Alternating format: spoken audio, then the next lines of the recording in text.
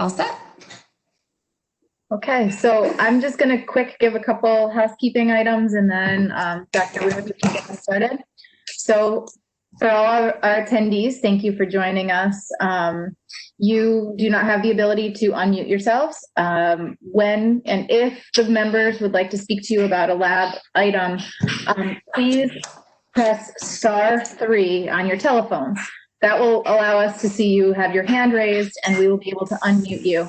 That just helps us cut back on feedback from background noise and people muting and unmuting unnecessarily. So this is a little different than last time. We are an event and not just a meeting. That way we have our panelists viewable and our attendees are call-in users. So I think that's it. We've tested *3 is what you need to do to raise your hand, and then we'll recognize you. Anything else before we get started, Dr. Weir? No, I don't think so. Thank you. Okay, excellent. Off we go then.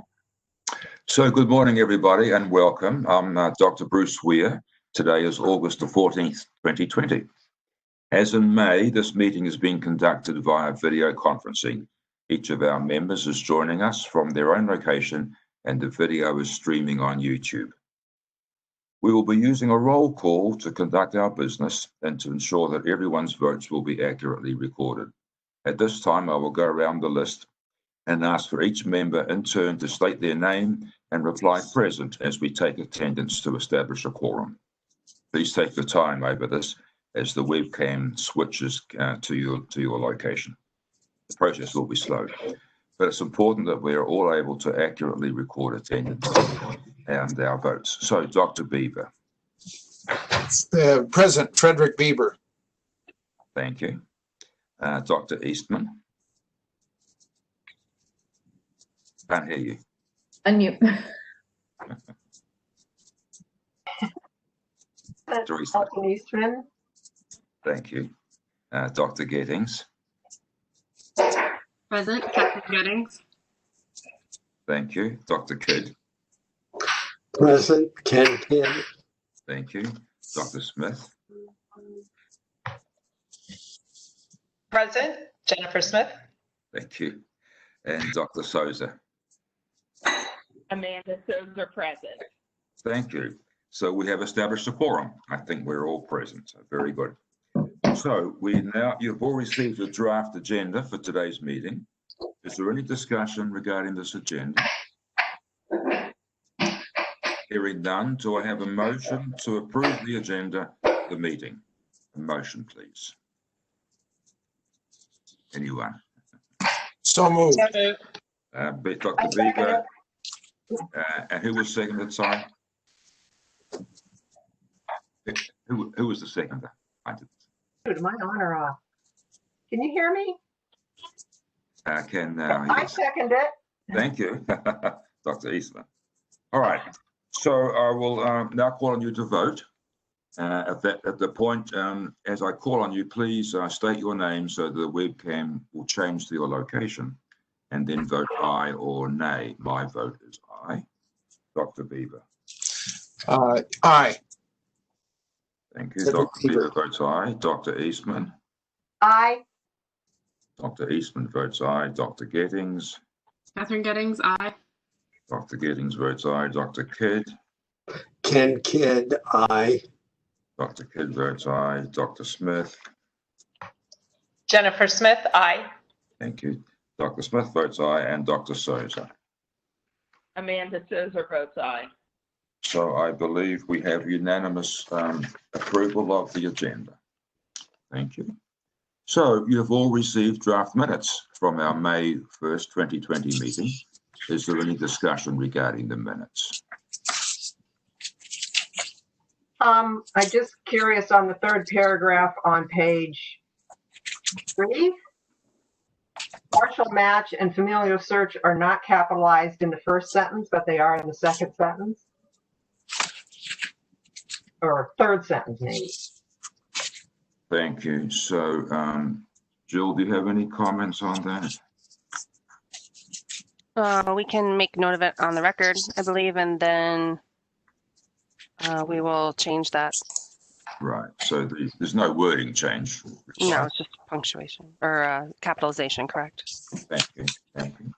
Thank you for that. So any other comments on the minutes? All right, thank you. So do I have a motion to accept the minutes of the May 1st, 2020 meeting? So moved. Catherine, With the notation of the additional edit. Yes, excuse me, yes, with the, this is a motion to approve the minutes with the change of capitalization as noted. So, who moved that motion, please? there might have been two of us at once, but I'll do it again. So moved, Catherine Gettings. Thank you. Ken Kidd, second. Dr. Kidd seconded, so thank you. So again, I'll call upon you for your vote in turn. At that point, please state your name so the webcam will change your location. Then vote aye or nay. My vote is aye. Dr. Bieber. Frederick Bieber, I shall abstain as I was not present at that meeting. Dr. Bieber abstains. Thank you. Dr. Eastman. Allison Eastman, aye. Thank you. Dr. Eastman votes aye. Dr. Gettings. Catherine Gettings, aye. Dr. Gettings votes aye. Thank you. Dr. Kidd. Ken Kidd, aye. Dr. Kidd votes aye. Thank you. Dr. Smith. Jennifer Smith votes aye. Thank you. Dr. Smith votes aye. And Dr. Souza. Amanda Tozer votes aye. Thank you. So the motion, as noted with the capitalization, passes. Thank you. So we'll now move into business, accreditation and laboratory updates. Jill, can you help us with this from just describe what's going on with the Erie County? Yep, just a moment. Let me scroll down here. Sure. So basically just that the laboratory had a virtual surveillance visit in 2020, and there were no findings, and the lab is in compliance with its accreditation standards. We do have someone available if there are any questions. Thank you. So any questions for the lab or any comments on the report? Nope. So hearing none, so thank you. That looks to be straightforward, so thank you. So moving now to Monroe County Crime Laboratory.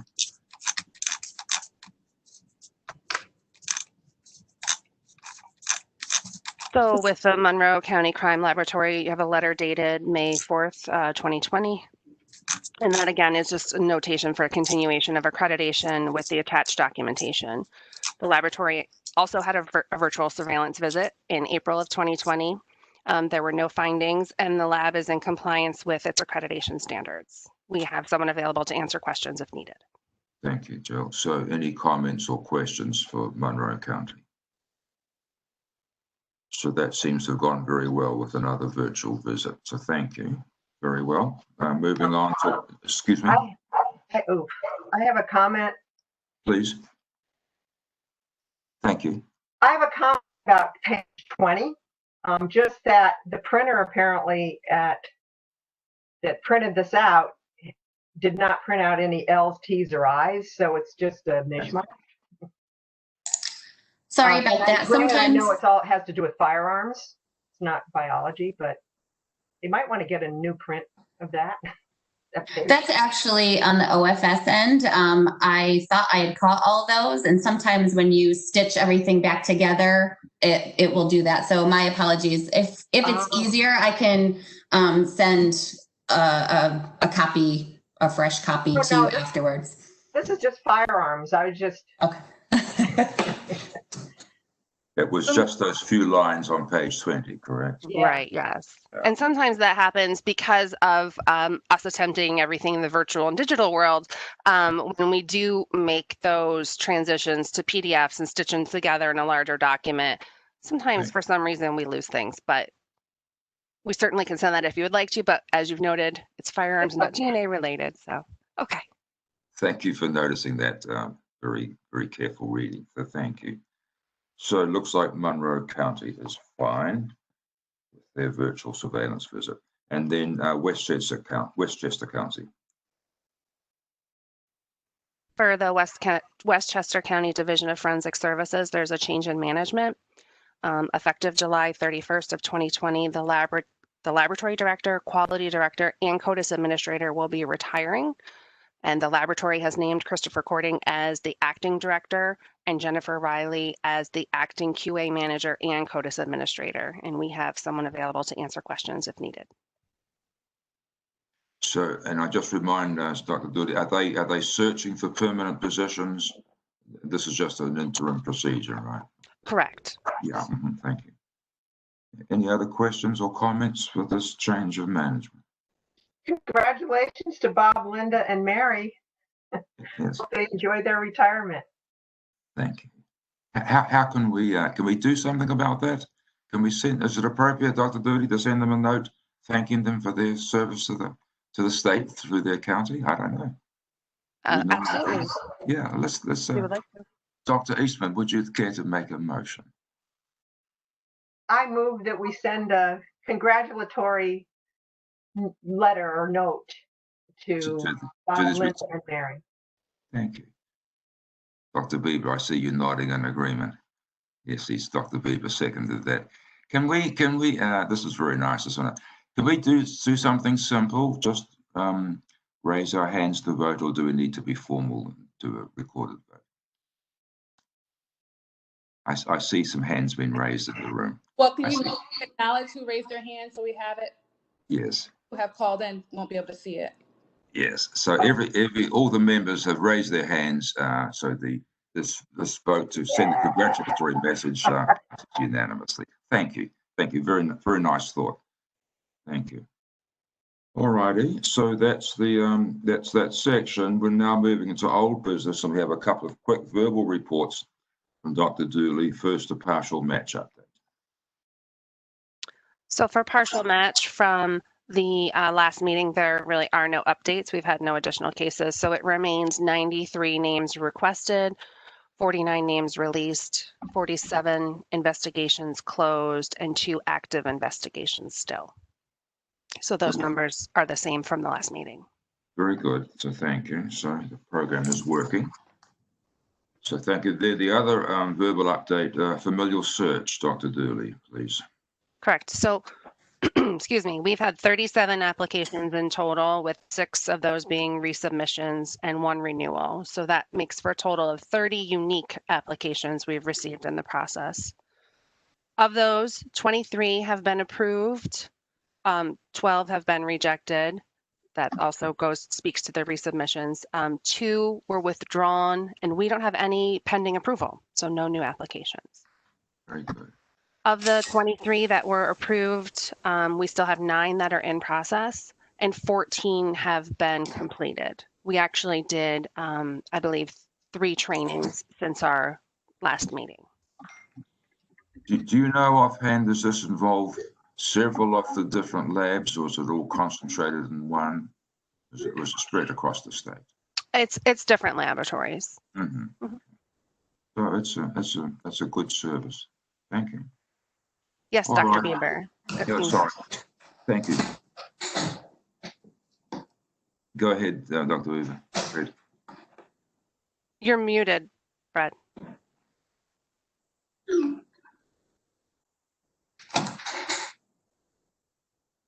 Dr. Beaver, we can't hear you. So sorry. Jill, of the 14 completed searches, have any led to an arrest? We have not received any updates yet that have told us they've been in arrest. There are still ongoing. So we would get those updates every 6 months as to the efforts of the investigation, but none so far have resulted in an arrest. I see. Thank you. Thank you. Any other questions on these, both the partial match and the familial searching? All righty. Thank you.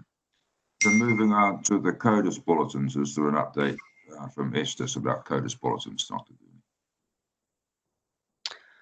So I believe we have Tom Leach on the line. Yep, there he is. So if you can just unmute him. He's raised his hand. Jackie's got the host role. Coming, sorry.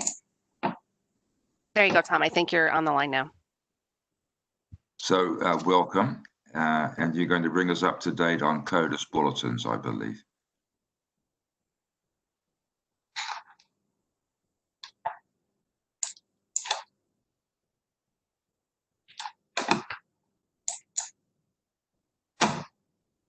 Tom, I think you're unmuted. Yeah. Yeah, he should be able to speak. Sorry. Please Oh, go there ahead. we Thank go. you. There Are we we go. good now? Sorry Yeah, about welcome. that. Thank you. Again, Please. Tom Leach, Associate Director up at the New York State Police Forensic Investigation Center. Just had a couple updates in regards to CODIS bulletins. No quality issues to report. However, I just wanted to inform the DNA subcommittee that in New York State, ENDIS has began the deployment of the CODIS 9 upgrade to the CODIS application. The state CODIS lab will be starting next week on Tuesday, August 18th, and then the local labs in New York State will be going at some point, at least the New York State Police Lab won't be started until February of 2021. So just an upgrade to the application. And that is a national effort. Can you tell us, so Tom, can you tell us a little bit about, is this a major change in the way things will be happening or not? I don't think it's a major change. However, there will be I'm sure there'll be improvements to the application and some of the functionality with CODIS 9. Don't know the details of that. However, I'm happy to no, that's fine. Follow up on that and provide that at the next meeting. And maybe that would be interesting. So we just certainly if it's anything significant, I can definitely do that. Sure. Thank you. Appreciate that. Thank you. And then second, just wanted to mention that the FBI has provided guidance going forward on virtual audits. Obviously based on what's going on with the COVID pandemic and travel and quarantine mandates, the FBI has provided a relief notification or a notice to just provide the lab's guidance on if they would like to pursue doing a virtual audit, if that's required. In order to do that, the labs would have to contact the ENDIS custodian and provide a justification for that. And then they would review that and provide approval, and then it would be on the laboratory and the accrediting body or the auditing agency to devise a plan to carry out that virtual audit.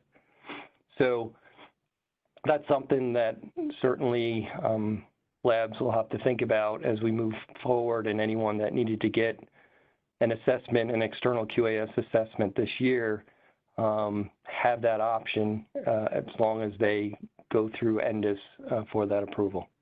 Thank you. So is there an end date on that this new policy? I'm not sure if there's an end date. I think they are focused on making sure any labs that were required to have a QAS audit by the end of this year, an external one, that they provided this relief. And I'm not sure if that extends past that, but sure. Yeah. Thank you. So they were the two main updates that I had regarding CODIS. Thank you. Thank you. That's very helpful. So any questions for Dr. Leach? It's very helpful to have you with us. Thank you. All righty. I don't hear or see any. So thanks very much, Tom. It was good to hear from you. Sorry we can't see you in person. That's okay. Thank you. Maybe soon. All righty. We'll move on now to go back to the partial match familial search issues. Last time we spent quite a bit of time going through the policy review and changes, and you've now received materials, both an unmarked and a track change version of the partial match and familial search policies, and then the corresponding changes to the New York State regulations and implementation plan. The unmarked version shows all the changes discussed and what a final draft of these changes would look like. The track changes showed the markup that were discussed by the Commission in June and approved for our consideration. So, Dr. Dooley or Natasha, could you explain our process now? What will we be doing? What are our next steps, please? So I can start with that, which is just, I'll give you a summary of what was discussed at the Commission meeting in June in case you were unable to view it, which was all grammatical or formatting, which is also why we provided the non-marked up version, because sometimes that can mess with the formatting of a final version. So we wanted to give you both of those. But otherwise, the content itself still stays the same as to what we discussed. And again, you can see that in the marked up version. So first, I don't know if we have any questions regarding the content of that, and then we can talk about the process of how it goes. Yeah, thank you. So any comments or questions about these documents? Well, I had one sort of a naive question. What happens when we've completely finished? Are these public documents? So that is where I will step off and give it to Natasha.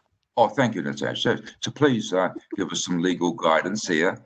Are we looking at something that will become public or not? It will become public. I'll give you like a brief overview of the process. Once we approve it, from the DNA subcommittee, and it goes to the commission and is approved by them, then it will go to what we call the regulatory review unit. They will review the regs to make sure everything looks good, the supporting documentation is okay.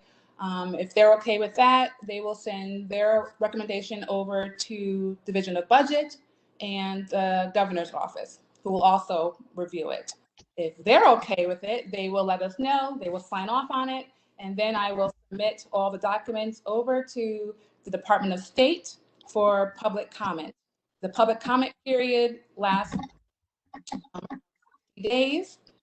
If we receive any comments, or if we don't receive any comments, or we don't have any additional changes that are like non-substantial, like typos or grammatical things like that, we can go ahead and adopt those.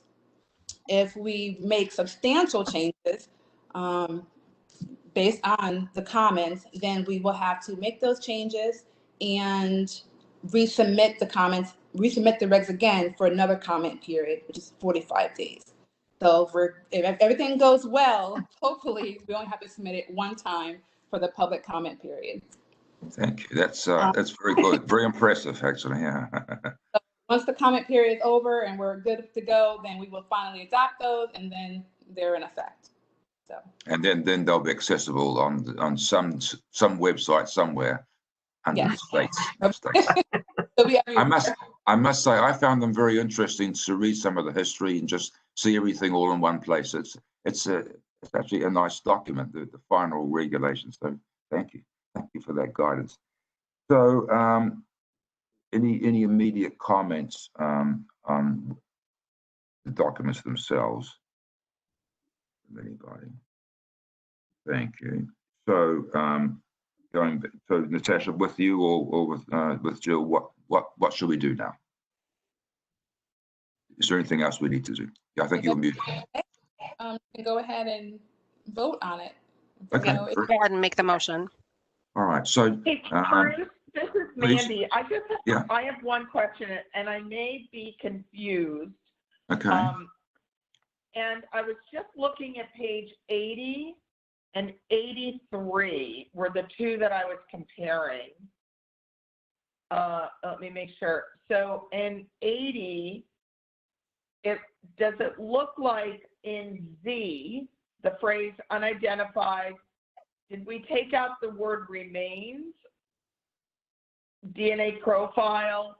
But then I see on page 83 that we're using remains, and I saw it in other places, so I just didn't know. So it's 80 in our PDF. Yeah. 77 on the red numbers, I'm sorry. So it's 80 in the PDF, 77 at the bottom, and then compared to 80 on the bottom. We must have different numbers to what I've got. I don't have red numbers like that. Yeah, it's in the definitions for, let me just scroll up and see. This is 6192.1 definitions portion. And the definition, the first one you're referring to is Z, which is the phrase unidentified human DNA profile. And in the beginning, we had added remains to that. But then subsequent conversation was, it was not appropriate to have that there, so we removed it. And then let me scroll down. What was the other page? I'm sorry, Mandy. 80, you And then said? I went to 80 at the bottom. So it's 83 in the PDF. H1, I believe, right? Right. Yes, H1. So that actually transitions into our methodology. That is different regulation 6192.3, just for reference.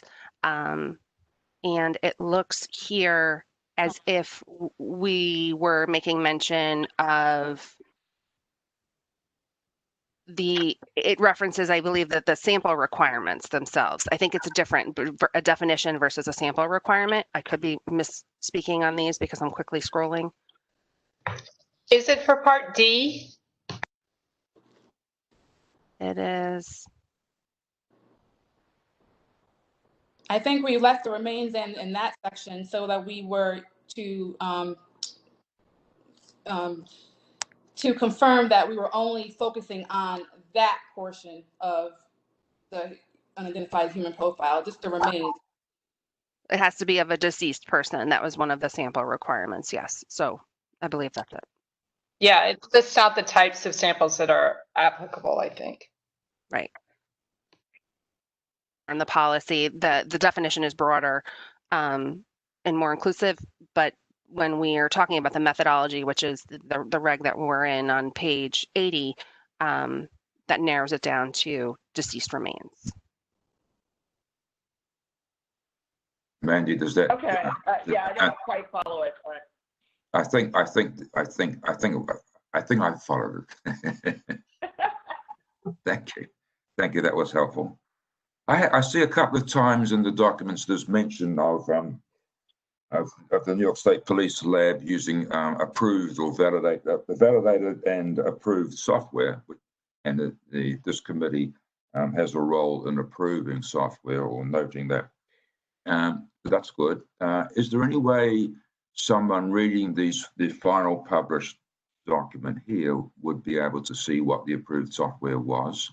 Is there a record of when we approve software, and is that available, that information? Does anybody know? So that was something that was voted on at the validation itself was discussed and voted on at a DNA subcommittee meeting. Those are all public on our YouTube channel, so they can view that. In terms of the specific validation documents themselves, Shelley, did we? I'm just being naive. I'm being naive. If I wanted to know, I would ask you where they were. But if I was someone out there reading this, so could I ever find a record of that approval and work back to the document or not?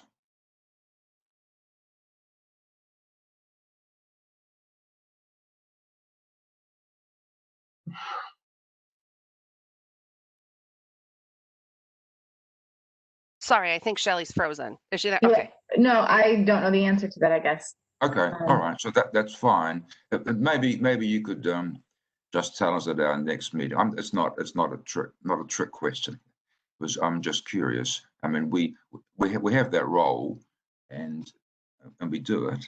But is there some searchable record? I guess is what I'm asking. I don't know. We can look, I guess, at our old records, but I don't know that there's a searchable public record. I mean, so are we just resting on institutional memory? I mean, Tom has raised his hand, so he's come to the rescue here. Unmute Tom and let's see what he. Well, I will, but Tom's hand's been raised the whole time. I was going to tell him he should unraise his hand. I don't think he knew how to do that. So I can't see. I can't see Tom. Really tired. I will gladly. Go ahead, Tom. This is actually Julie Pizzichetti, Director of the Biological Science Section. Tom is in my office.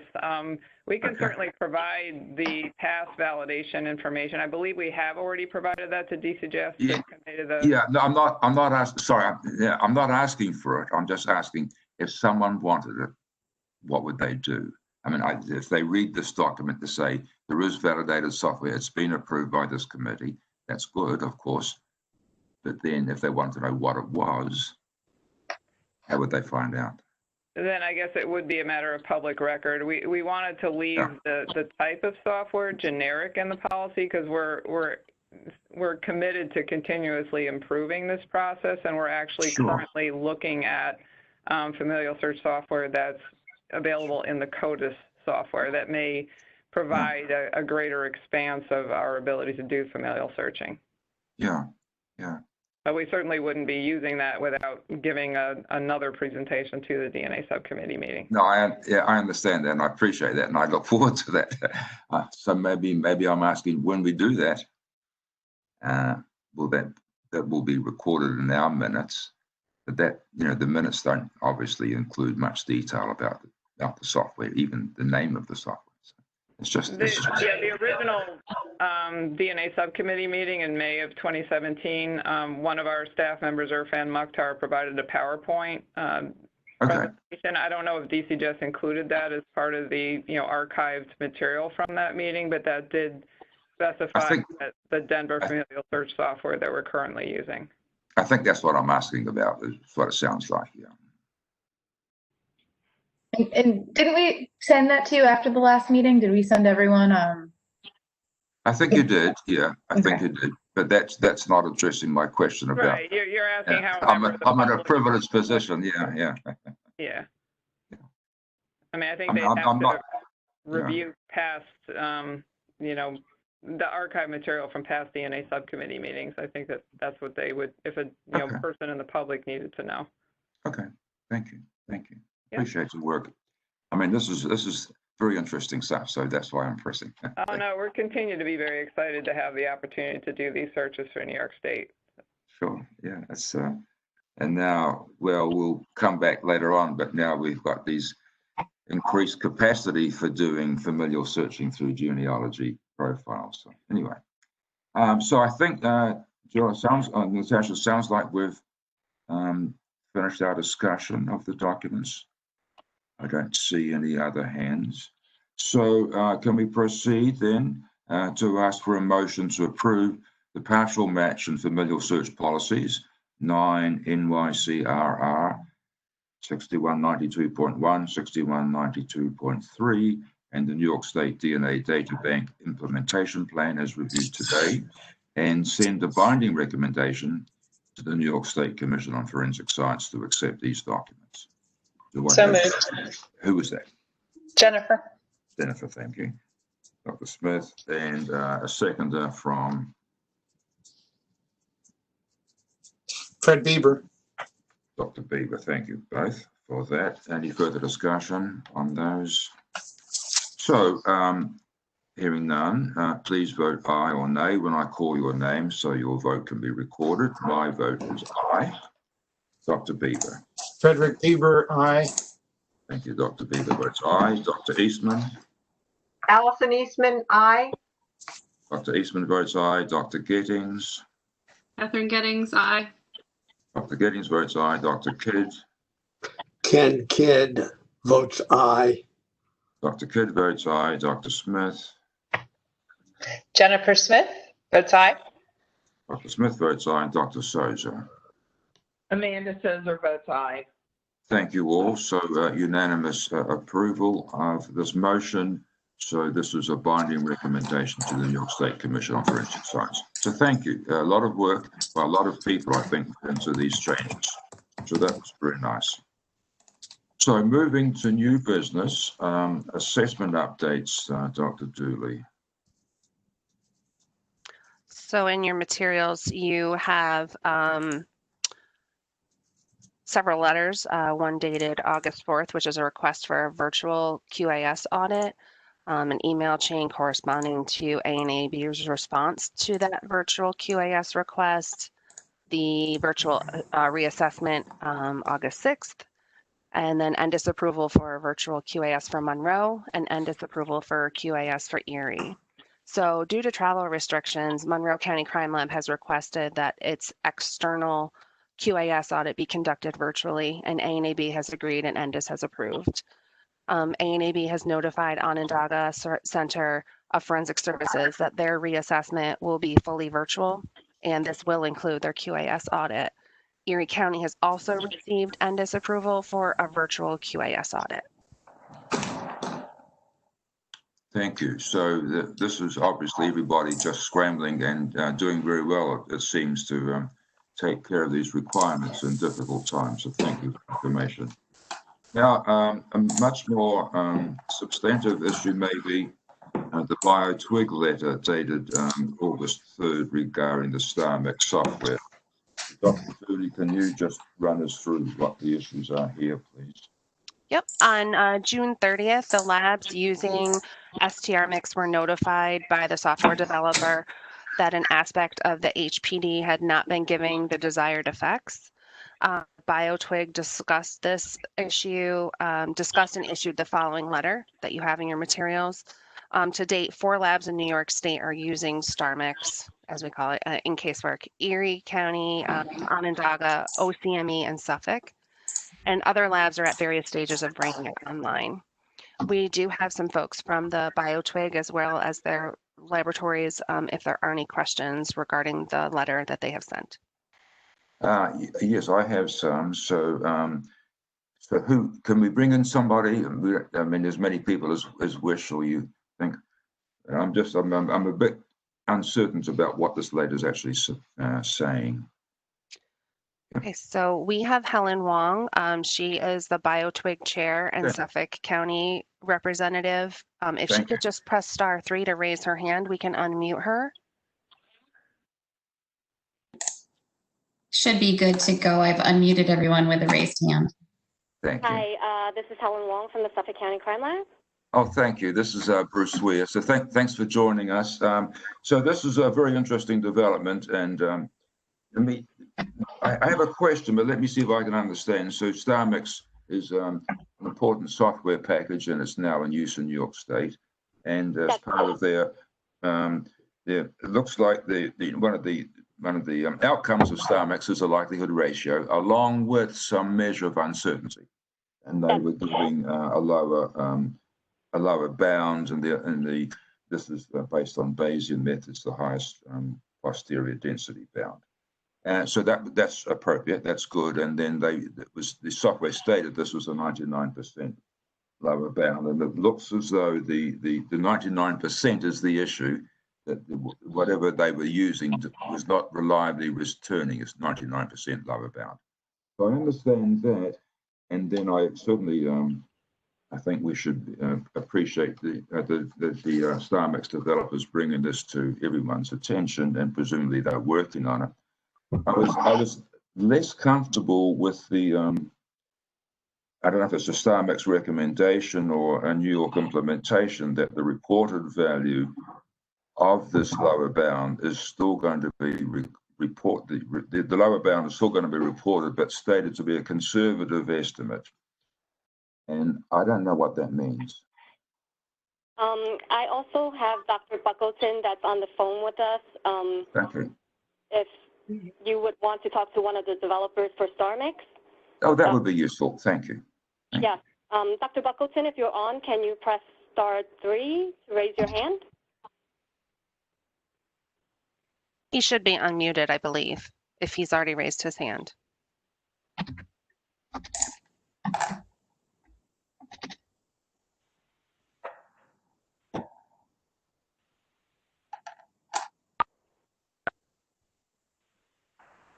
Dr. Buckleton is at New Zealand right now, so I don't know if, he did say that he was on the call as well.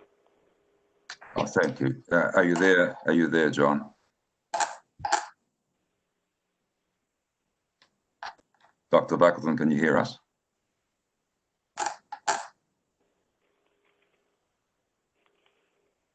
Are we having a technical issue? I do have everyone with a hand raised unmuted, so he's either not raised a hand or having a bad connection. And I should note that it's 3 a.m. in New Zealand. So there we go. How are we doing now? I've taken my headset off. Can you hear me? Thank you, John. So we appreciate you being up in the middle of the night. So this is Bruce Weir, just asking about these reported lower HPD bounds. So certainly it's very comforting that StarMix has brought this to everyone's attention, and I assume you're working on something. I was unsure about what if it's a StarMix comment or someone else's. What is the meaning of this reported value now being a conservative estimate? It is one of the versions of the wording that we have suggested, and it was to avoid the 99% statement. It's the 99% that is giving trouble. Right.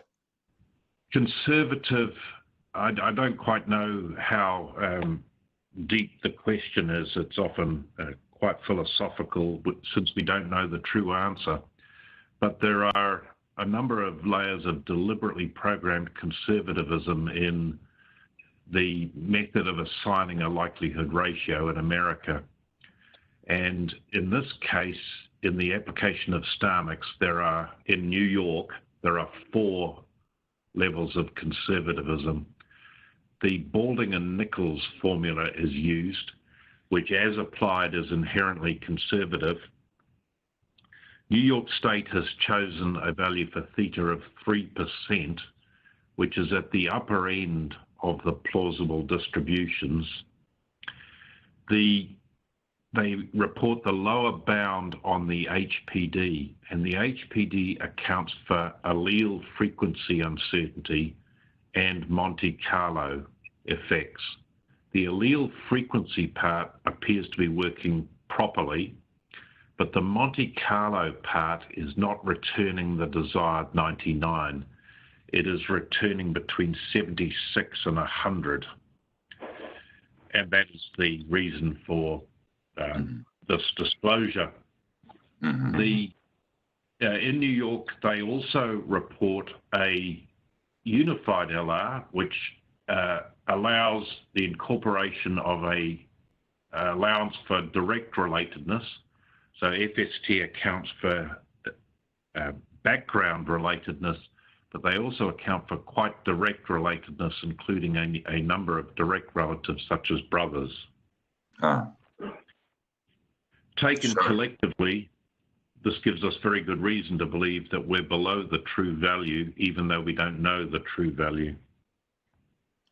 So thank you. That's very helpful. So do I understand that the likelihood ratio is calculated as though the unknown contributor was a brother of the person of interest? There are priors on the relatedness categories. So there is certainly a calculation of the brother, and it is weighted into the final assignment. I think that sounds very good. So thank you. That's very helpful. Do I have other, well, Dr. Buckles is on the phone, other members with questions?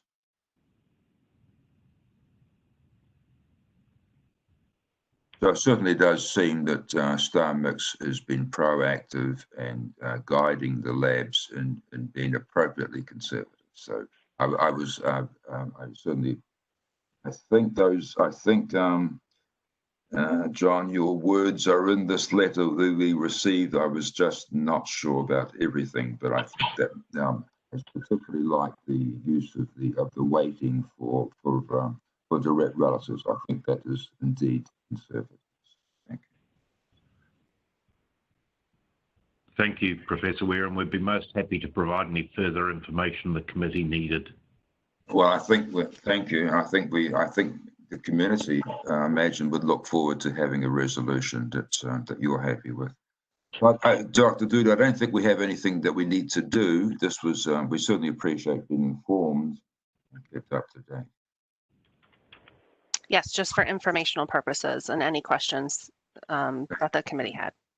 So I think we should congratulate the New York State labs also for getting onto this and not hiding anything, but to being upfront. And this certainly has the merits of avoiding any challenges, I think.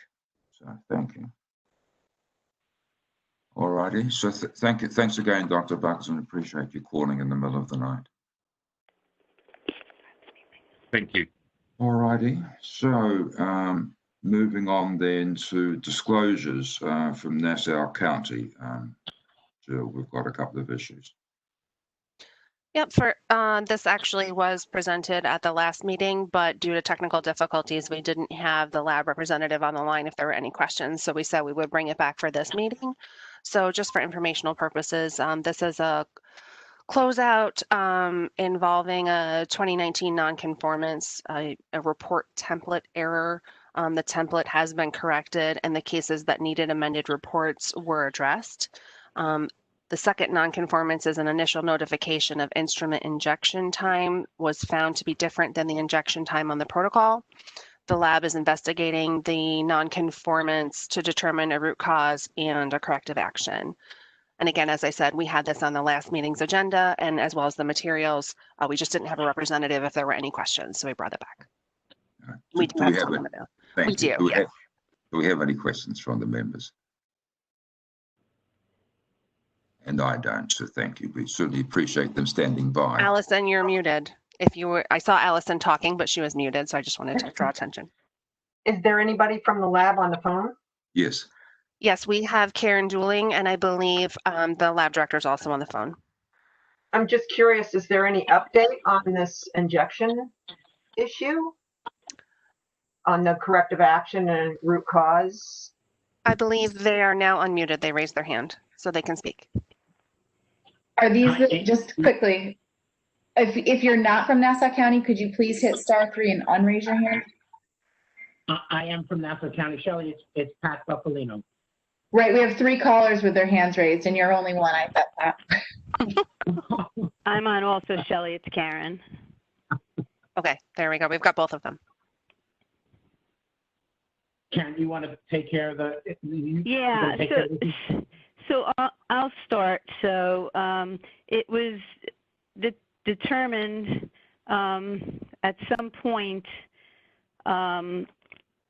in between our premise move, and this was before we were in the lab yet, that these protocols got changed from the correct injection times to 15 seconds, which seems like something you would notice very directly, but it was inside the protocols itself and embedded. So we just kind of happened across this. We checked all the other instruments. The other instrument protocols were fine. We took that instrument offline. We evaluated all the potential cases that would have issue. So during this time period where we were at 15 seconds, there were 22 casework runs. This embodied 114 cases of different types. Some were regular cases, some were suspect cases, which are just exemplar suspect files.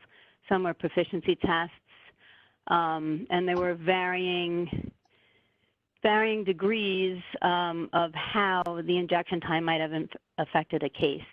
And there are different case types. Some have mixtures, some didn't have mixtures.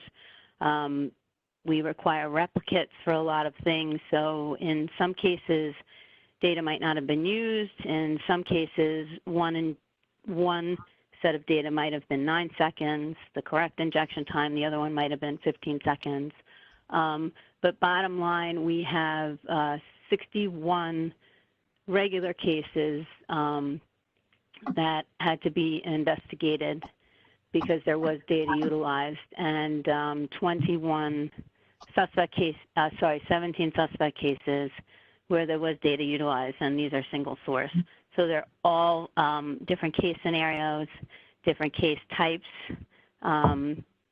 So they're all being evaluated and reviewed, and they'll all get a memo with transparency of what the situation was, if the data was used, if the data wasn't used.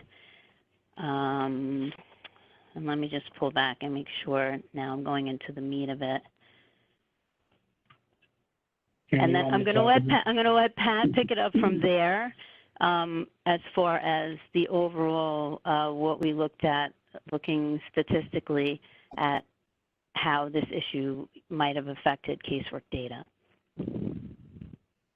So it's Pat Buffalino. So, and one is I'd like to apologize for the lapse of memory on the last meeting. I should have been on that conference, and I just completely, I dropped the blow, and I do apologize.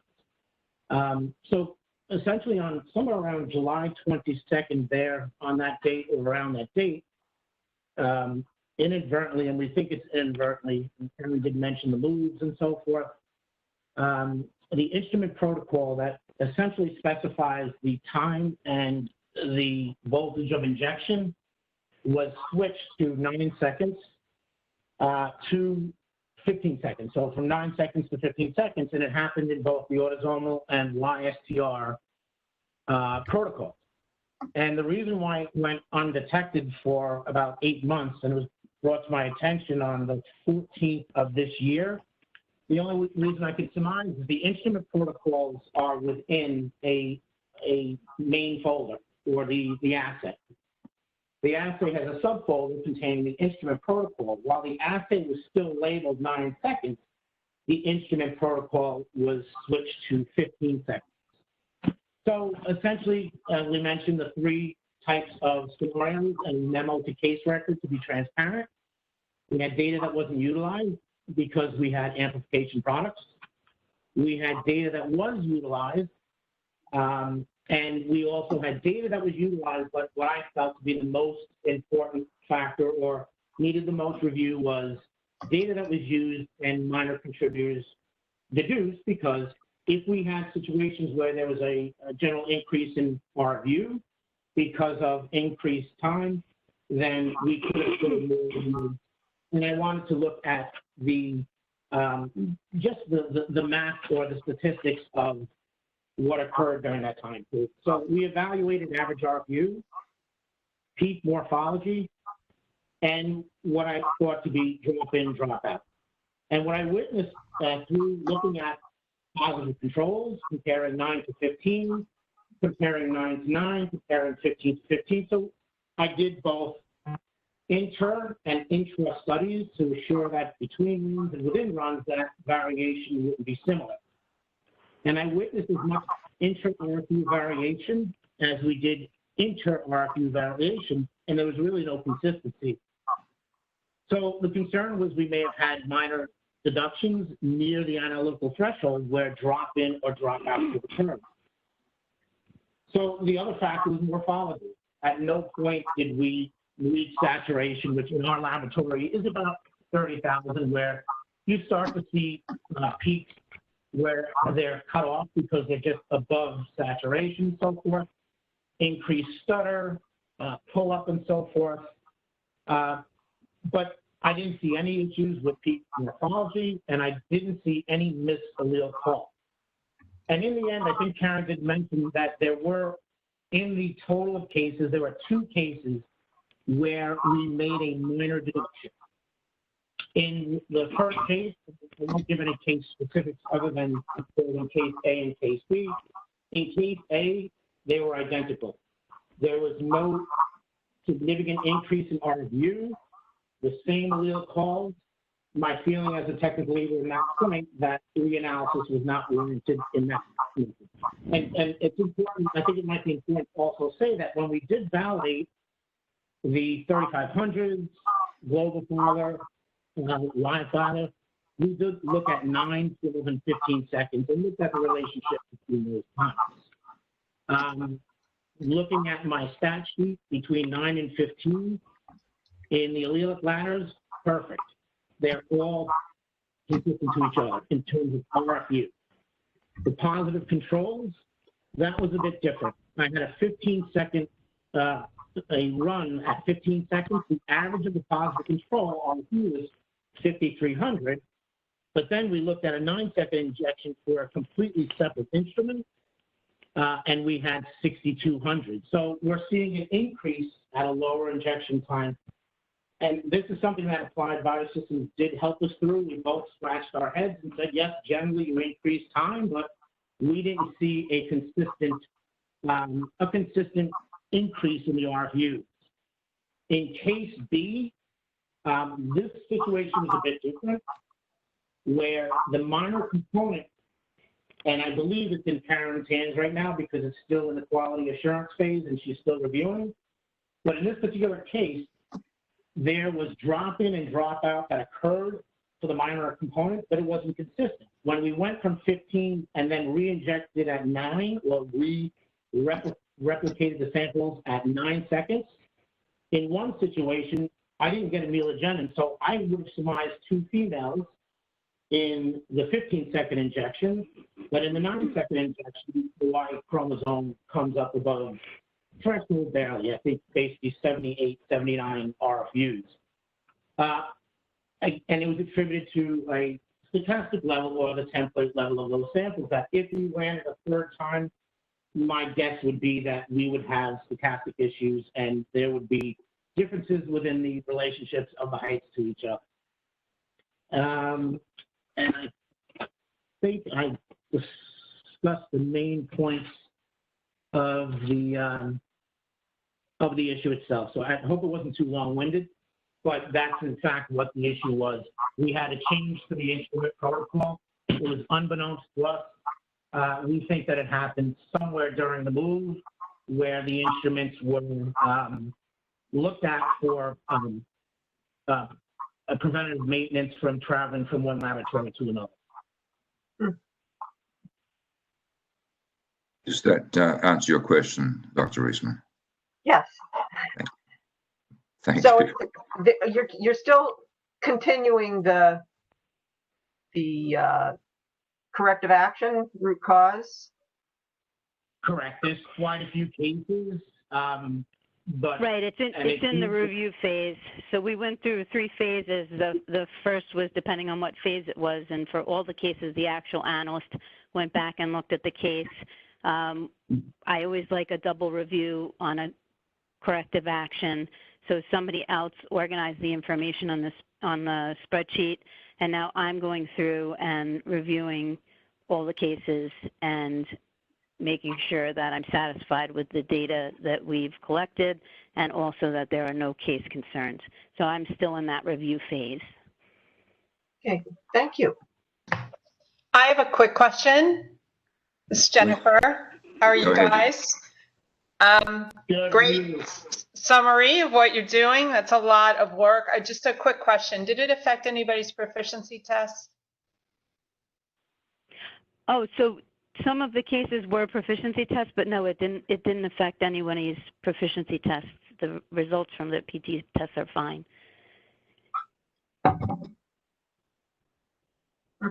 That answers your question.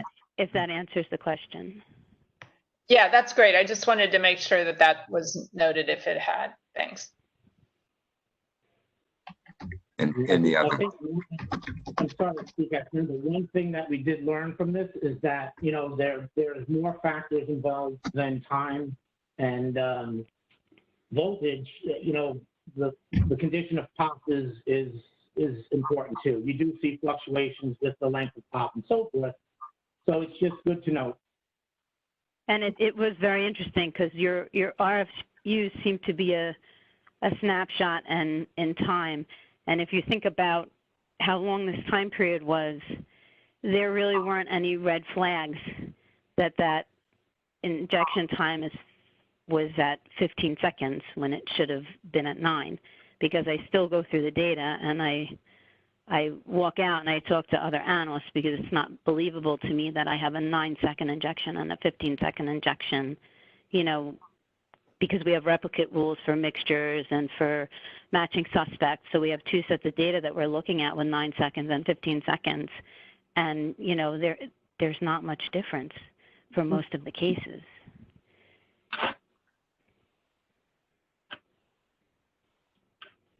All right, thank you. Thanks. Any other questions? All right, well, thank you very much for joining us. Thank you. So, thank you. And Karen, if you could just remember to unraise your hands when you leave. Thank you so much. Thank you. How do I do that? Star 3? Star 3, you got it. Yep. Thanks, guys.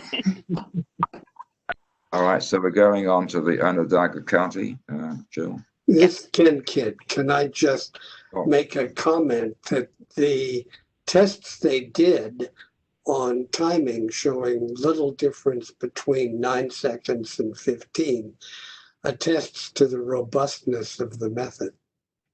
Thank you. Noted. Comforting. All right, let's move on to the next one, Jill. Yep, the next laboratory disclosure is from Onondaga County Center for Forensic Sciences. This is just for informational purposes. No vote is required. This is a closure of a nonconformance involving the sample switch of 2 samples from 2 cases during a batch extraction. The initial notification was presented to the committee back in the February meeting. A definitive cause was not identified. The analyst is undergoing remediation, but due to the pandemic, it has been delayed. The laboratory considers this event closed, and we do have the laboratory director, Dr. Kathy Corrado, online if you do have any questions. Does any member have a question for the director? I don't see any. So we appreciate her standing by and thank you for this information. So good to hear it's been closed. All righty, so we'll move on to New York State Police Crime Lab. Yes, our next laboratory disclosure, again, for informational purposes and no vote is required. The state police made an initial notification of a nonconformance involving a sample in the DNA database. It was determined that an incorrect offender sample had been entered into the database in 2000. The error has been corrected and a root cause analysis is underway. ANAB has also been notified and acknowledged receipt. We do have members of the laboratory on the line if anyone has any questions. It would be nice to hear from someone just how they found this. Okay, caller, you are unmuted. I'm not sure who we have speaking. So this is Ray Wickenheiser, the director of the lab. Can you hear me okay? Yeah, thank you, Ray. Thanks for joining us. So this is very interesting, of course, and it sounds good that you were able to detect this. Could you just tell us how you found this duplication? Sure. So Tom Leach and Julie Pizzichetti are also on, so I'll take a run at it. If there's any more detail or specifics needed, certainly ask a follow-up question and they can respond as well.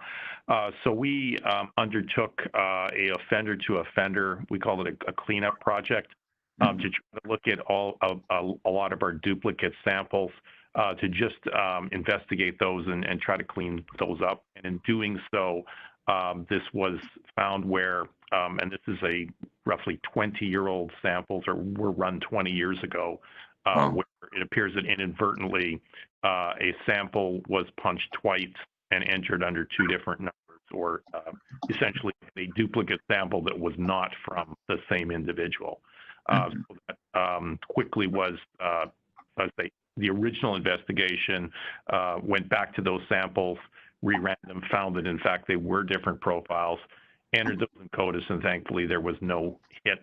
So there was really no foul, but certainly there was a switch that was made.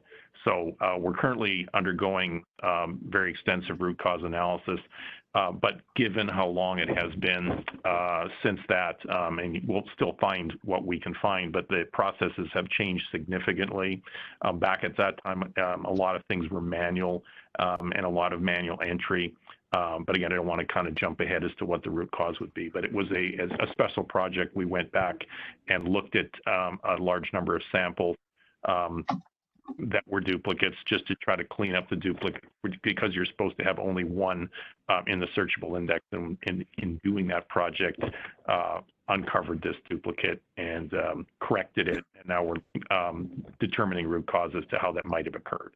No other cases like this have been found so far. So do you intend to do these offender-to-offender matches like regularly once a year or something like that? Well, this is something that should not occur. So in our new process, this would be caught. Now, it should have also been caught at that time, and that'll be part of our check. But the processes have changed a lot in the last 20 years, but it should not occur.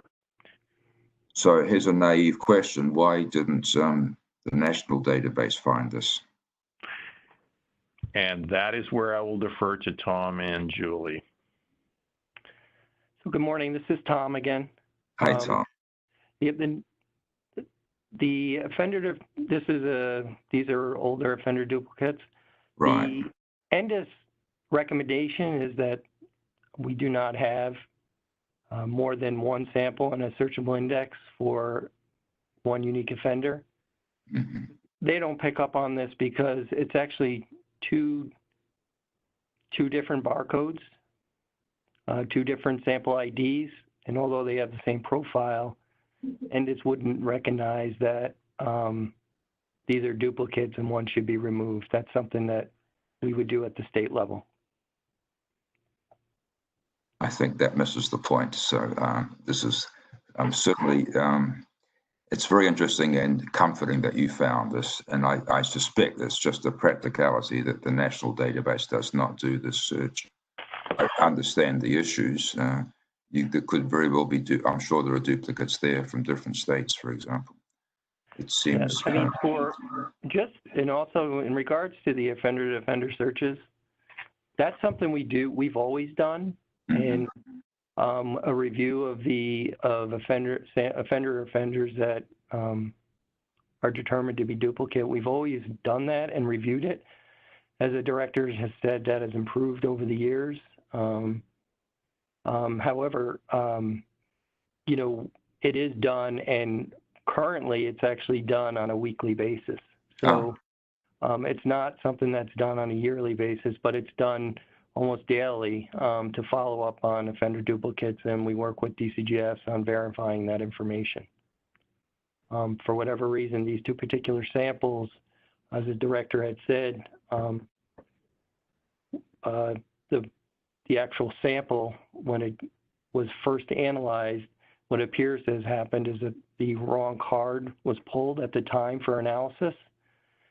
And what appears to have taken place based on our preliminary investigation is that the two samples in question are very similar in their identifiers.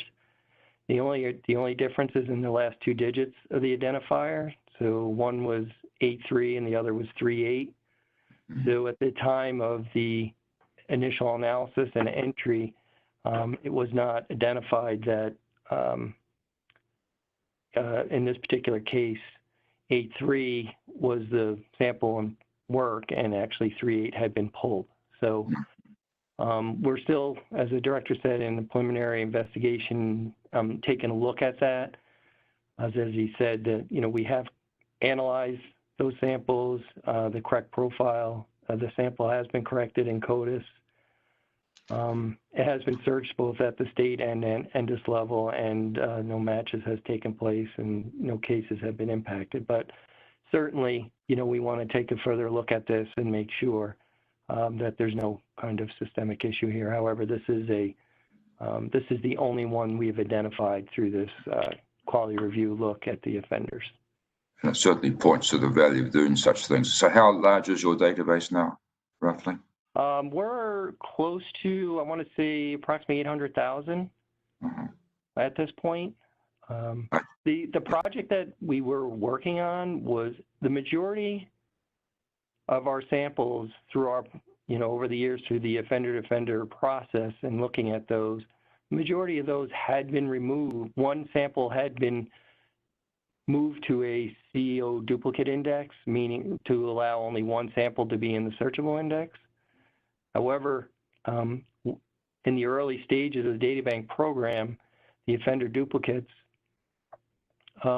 remained were not moved, and they remained in both of them remained in the searchable index. So the project was to go back and look at those offenders that had more than one sample in the offender index, and then verify that information and move one of them to the CO duplicate index. And this is the only one that was identified through that project.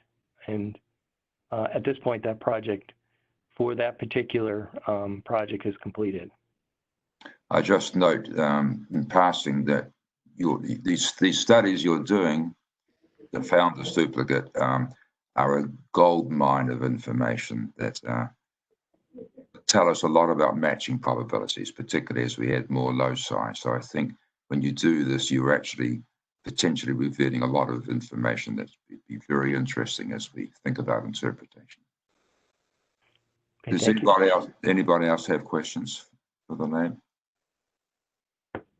So a very interesting finding, and thank you for your diligence there. And certainly we'll keep you updated as we move along with our root cause analysis. Thank you. So I think that's the end of our agenda. Any other items that the members wish to mention? We did discuss when we met in person, it seems like years ago now, but only a few months in February, that we'd like to be informed about the state of genealogy searching in New York State. Have we made any progress on that?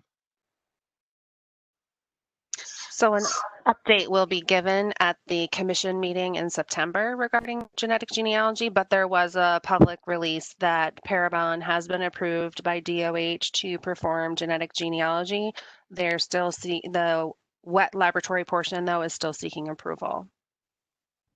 But Dr. Walsh will speak more to that in the meeting in September. I think our interest was a little different. We were interested in some of the procedures for genealogical searching, and I think we would have appreciated hearing about what the underlying methodology is and the philosophy. Maybe I'm wrong. If other members can chime in if they wish.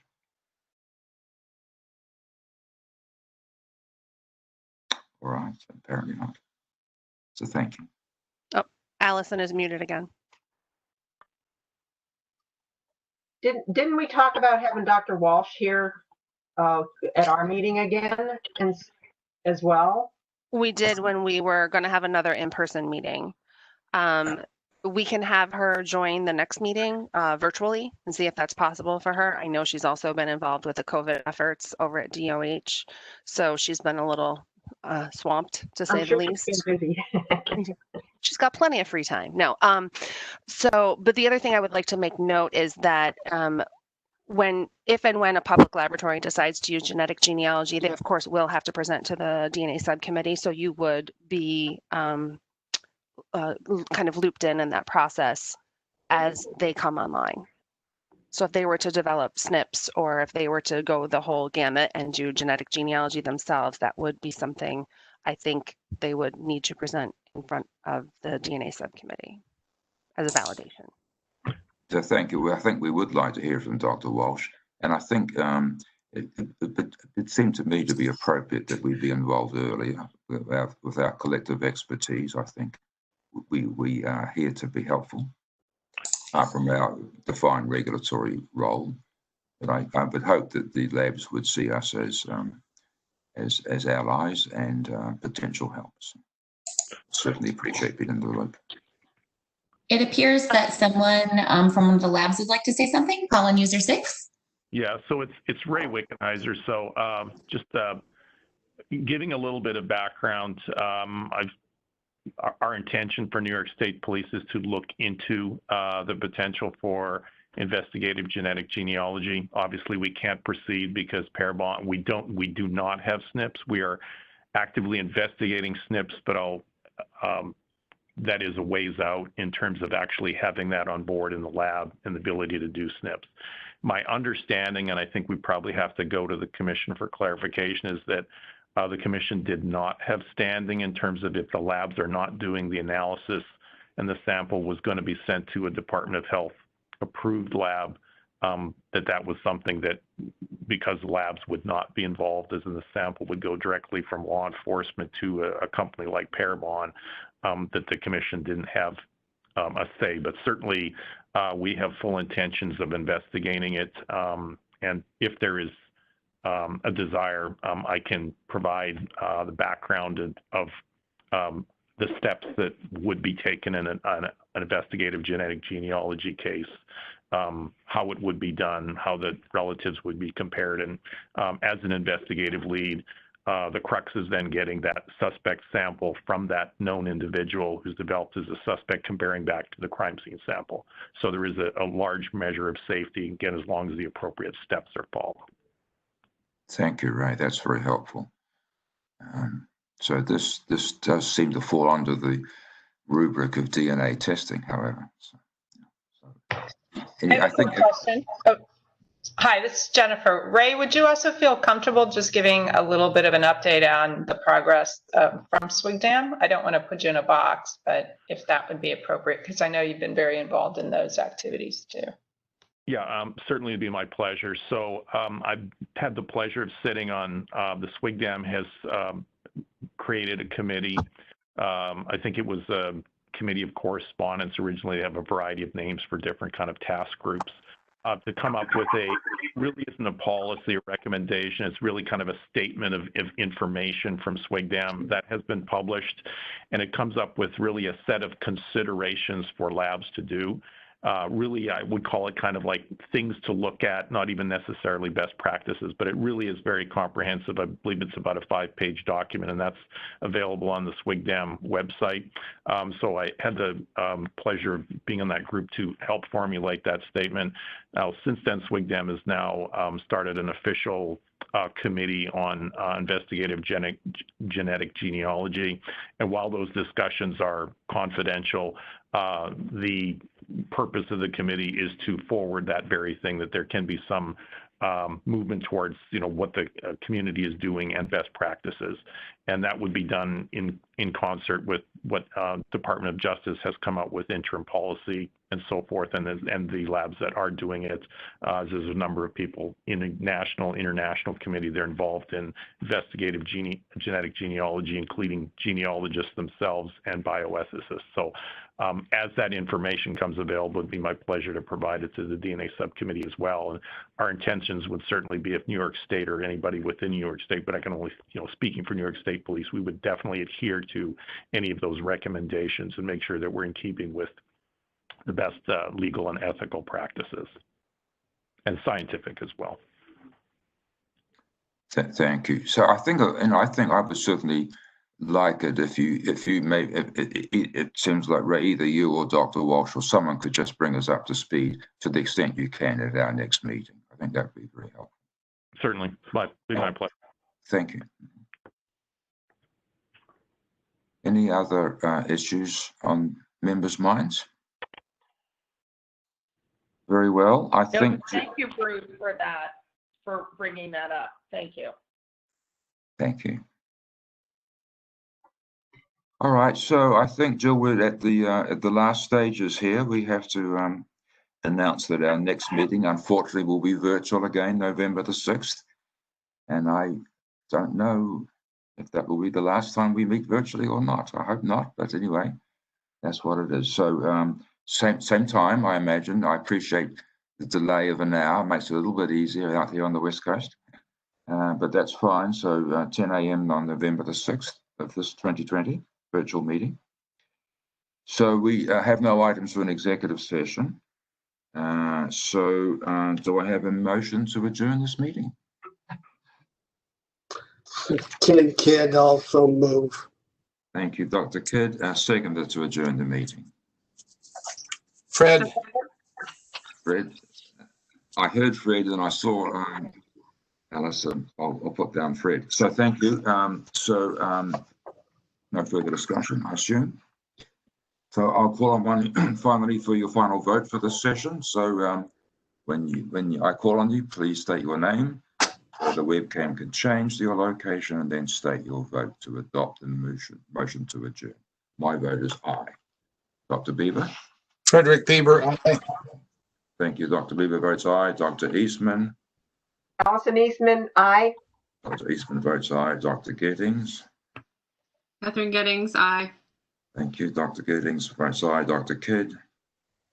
Ken Kidd, aye. Thank you. Dr. Kidd votes aye. Dr. Smith? Stay safe. I vote aye. Wash your hands. Wear your mask so we can see each other again. I miss all you guys. Dr. Smith votes aye. Thank you. Dr. Souza? Dr. Souza votes aye, and thanks Dr. Smith for reminding everyone about the mask. Thank you.